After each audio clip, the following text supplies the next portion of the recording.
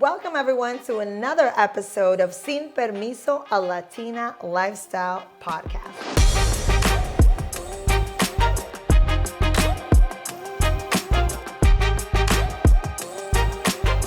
Today I have the pleasure of having Evan Silverio, president of Silverio Insurance Group and entrepreneur, here with me today. Welcome, Evan. Oh, thank you so much, Peggy. Thank you for having me. I love having people like you on my podcast because this is what it's all about. Highlighting those people that are entrepreneurs, that think outside the box, that are motivated, that are hard worker, but in your case are also kind, helpful, and philanthropists. That to me is huge because I feel like, Evan, you give back. You give back to your community and you give back in many ways that many people, and even myself, probably don't even know. Evan, so part of the Sin Permiso podcast, some of the episodes, I love to ask, what were the struggles? Talk to me about the journey. So if you can tell us a little bit about where you grew up, did you migrate to the U.S., were you born here? Tell us a little bit about how and when. Sure, yeah. I don't think my story is any different. I was born in the United States. My parents migrated here, and I am one of three. I grew up in Lawrence, Massachusetts my whole life. Born in Lawrence, grew up in Lawrence, went to schools in Lawrence. Oh, so you're from the hood. I'm from a little place in the Dominican Republic called Lawrence. That's what they like to say. This is good. This is good. This is where a lot of these diamonds are, they come out raw. They're mined there and then they start shining. Yeah. Well, yeah, I mean, it could be a diamond in the rough story. I think who owns that story is my mother, not myself, though. Yeah. She really put in the hard work. Again, as you know, migrating from a different country is in and of itself an accomplishment. But she's also been through the rigors of, she was the true entrepreneur, in all sense of the word. That's excellent. The mother definitely is the backbone of la familia. Y es la que da ejemplo, right? That's the one that gives the examples. And those examples clearly, are in you and made an impression on you.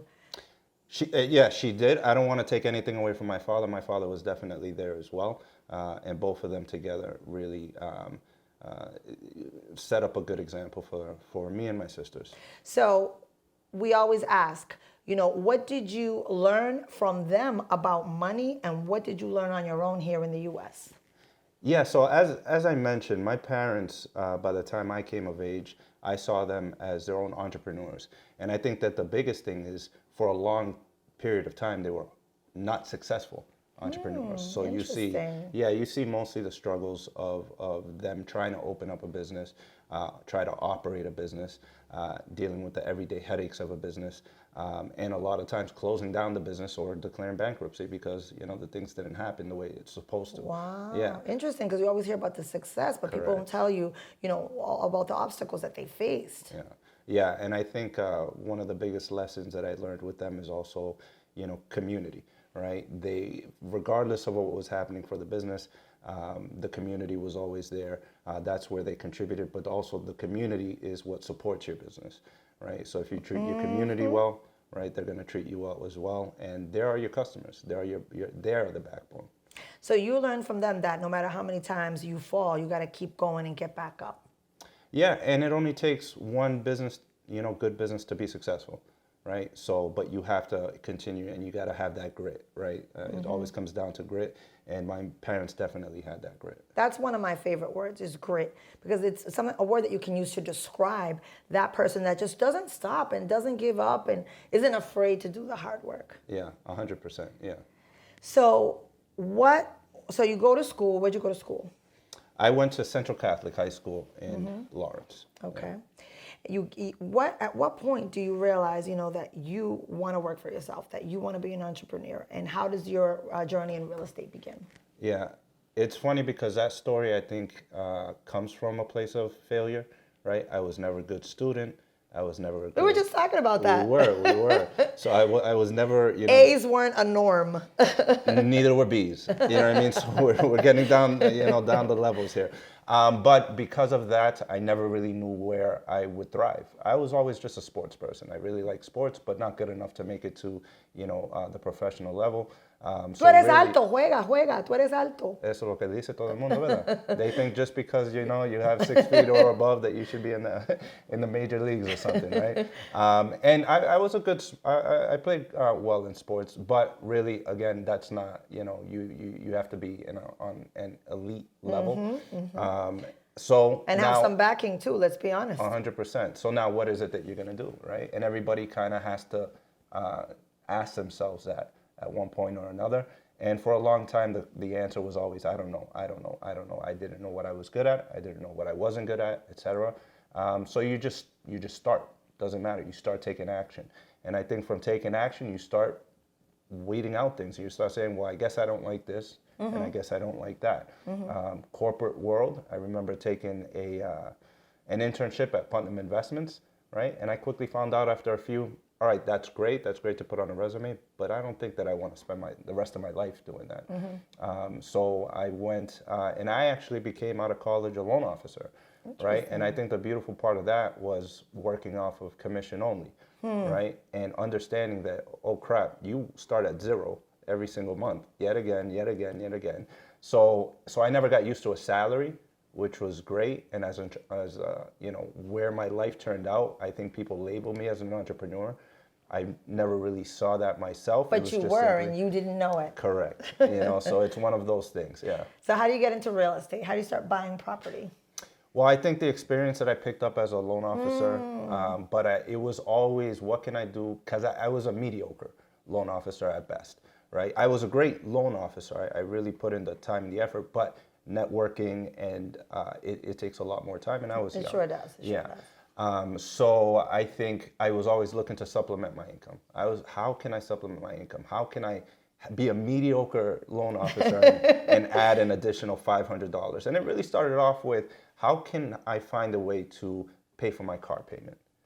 And then it came to, well, I did that. Now, how can I find a way to pay for wherever I'm going to rent? So basic numbers, just the numbers, guy. Nothing too crazy, just trying to supplement your monthly finances. But you knew at a young age that real estate was a way with passive income. Yeah, I think my father always had me in the ear and said, real estate is the best way to invest. And there were days where, when I was younger, that I didn't know what he was talking about. And then there was after, where, this made a lot of sense to me. But it comes back to what you said, basic numbers. Again, I'm not, I pretty much failed statistics, right? Where it starts getting real complicated. This minus this equals this, was very easy to me. Yeah, and if you can see a profit somewhere and stick to a strategy with real estate without getting a little too crazy, I think you'll be all right. Yeah, it sounds like you started like that, and then you got into bigger buildings and more commercial as you got your feet wet and wetter, no? Yeah, and I just reinvested the money, right? So I never really touched it, right? So I stayed broke for a long time. Right? And see, this is beautiful here. This is what we all need to hear. Because a lot of us are responsible as real estate agents. We're responsible for showing, the big life, and started from the bottom. Now we're here and spending it and vacations, and you stayed focused and didn't take any money out of it. Yeah, and I think it goes back to, again, I guess a question you brought up earlier, right, is watching my parents struggle with money, right? So I really protected every single thing that I got, right? It was saying, well, I don't want that lifestyle of the struggle with money, And I felt like from a young age, I did realize that money is what brought a lot of issues to a relationship and a family. And if I could just figure out a way to eliminate that, right, which was get the money, right, and so that the rest of problems in life are still going to be there, right, but if I could, some way, somehow eliminate the variable of money being an issue, that was always a big goal of mine. Interesting. And so you build this business up of real estate, but yet you are also working on other businesses at the same time, because, you have Silverio Insurance. Yeah. I see Woodcomb Insurance. Tell us a little bit about that. Yeah, so as I mentioned before, I was a mediocre loan officer with zero salary. One day my parents come to me, and they sit me down and they say, hey, would you be interested in joining Silverio Insurance? Now at the time, insurance was not what was making money. Matter of fact, the business didn't even start off as insurance. It was tax consulting, it was immigration, it was travel. The multi-center. 100%, right? And insurance came in later. So they wanted somebody to focus on insurance. My mother at the time couldn't afford much, right? So she offered me a $25,000 salary, and that was a salary. But that's the first time I had ever seen a salary, right? So I said, okay, I'm going to continue being a loan officer. This is going to pay other bills. Exactly, right? And I'll figure out this insurance thing that's completely foreign to me, right? So at some point, I was doing the insurance, I was doing the loan officer, and then I was investing in real estate. Wow. Yeah, and it all came from how can I get more income. So you have various insurance agency. Explain how that works. Yeah, so after a number of years, right, it was a grind from that $25,000 stage. I probably did that for 6 years. No other income, just $25,000 salary. And then, you start to see, the insurance get some legs. It was very cool. Eventually, I left the loan officer world, but I kept all the relationships with real estate agents. I never really broke any bridges, right? So I was very much friends with everybody. And then I found myself in an insurance space that was virtually by myself because nobody was really going out and getting the business. They all kind of sat and waited for the phone to ring, my competitors. So, with this network, I was able to network with a whole bunch of people, grow the agency. And I knew that the next step was acquisitions, right? So now how do you find a business to acquire? And, my first one, I had to hire a broker, right? That works and specializes in the insurance field. And this was the first agency that we purchased, Woodcomb Insurance, and it doubled. It was actually almost the exact same size of Silverio Insurance when we purchased them. So after the purchase, you just literally double the value. What took us 30 years to make, you double by just acquiring. Because you already have the systems in place. You have, a business plan. You know how it works. So acquiring it's like a no-brainer.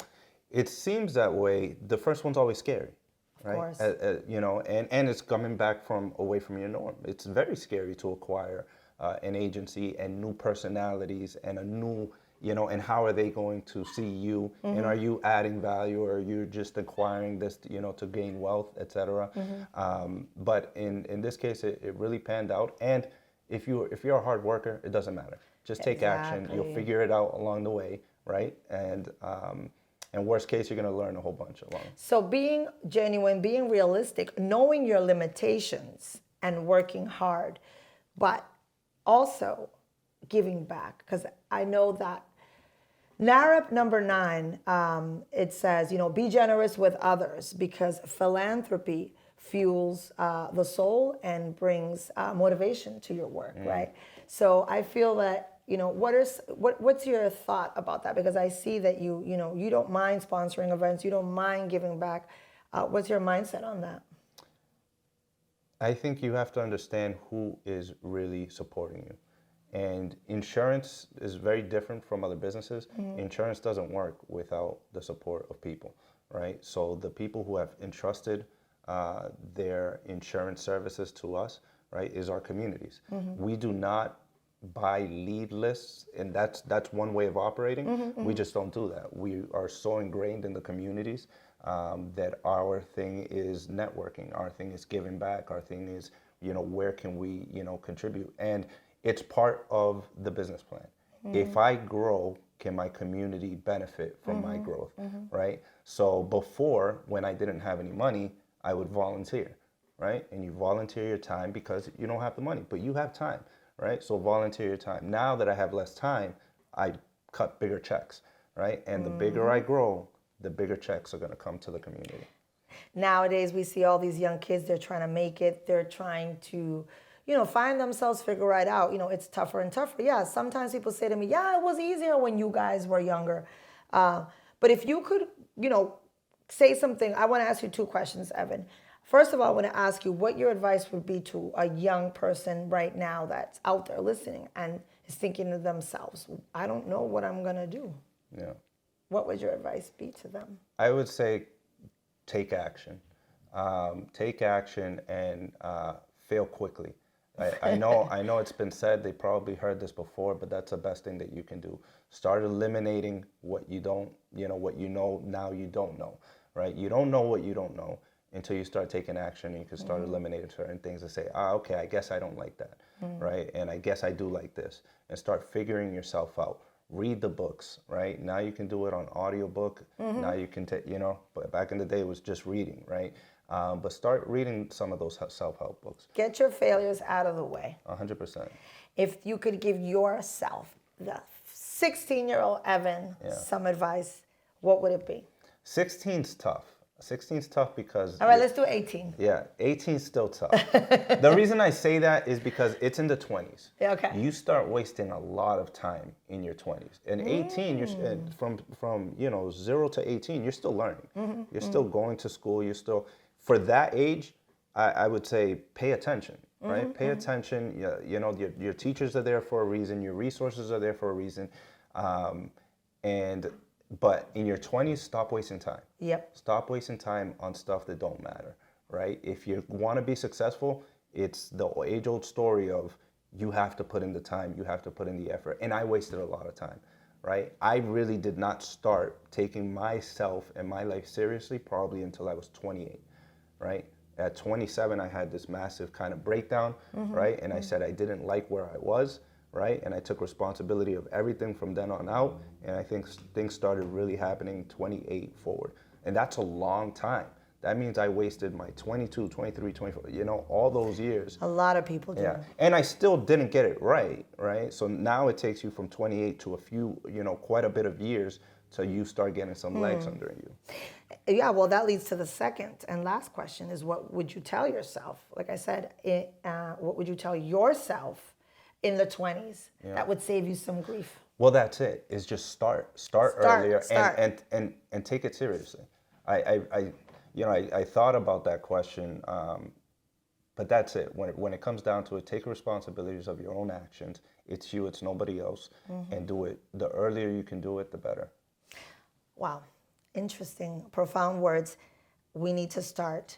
We need to take responsibility for our own actions, our own future. Evan, thank you for bringing us your story, your experience, your advice. You are definitely an example, and we appreciate you. Thank you for coming to Sin Permiso and dropping your knowledge. Thank you so much for having me, and it was a pleasure. Thank you.